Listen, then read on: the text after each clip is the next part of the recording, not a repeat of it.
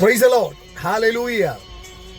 ഈ നല്ല പകലിനായി ഞാൻ കർത്താവിനെ സ്തുതിക്കുകയാണ്. ഈ പ്രഭാതത്തിൽ വലിയ ഭാരത്തോടെ ഈ പ്രഭാതത്തിൽ നിങ്ങൾ എഴുന്നേറ്റവരായിരിക്കാം. എങ്ങനെ ഈ പ്രഭാതത്തിൽ ഈ പ്രതിസന്ധിയെ ഞാൻ എങ്ങനെ തരണം ചെയ്യും എന്ന് പറഞ്ഞ് ഭാരപ്പെടുന്നവർ ചിലപ്പോൾ കണ്ടിരിക്കാം.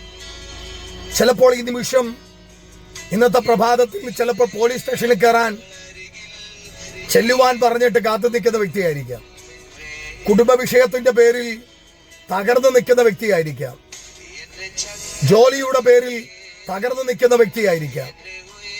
സകല വാതിലുകളും അടഞ്ഞിരിക്കുന്ന വ്യക്തിയായിരിക്കാം. സകല വാതിലുകളും അടഞ്ഞിരിക്കുന്നു എന്ന് ചിന്തിക്കുന്ന വ്യക്തിയായിരിക്കാം. എനിക്ക് മുന്നോട്ട് പോകാൻ കഴിയുന്നില്ലെന്ന് പറഞ്ഞ് പരാജയം കണ്ടു നിൽക്കുന്ന വ്യക്തിയായിരിക്കാം.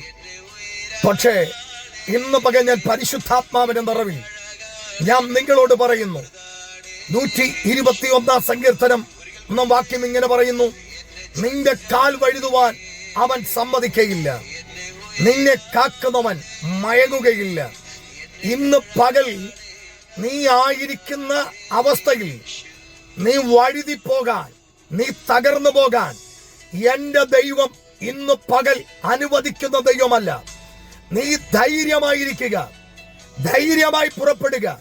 നിന്റെ പ്രതിസന്ധിയിൽ നിനക്ക് വേണ്ടി ഇറങ്ങി വരാൻ പരിശുദ്ധാത്മാവ് ഇന്ന് പകൽ വെളിപ്പെട്ടു വരുന്നുണ്ട്.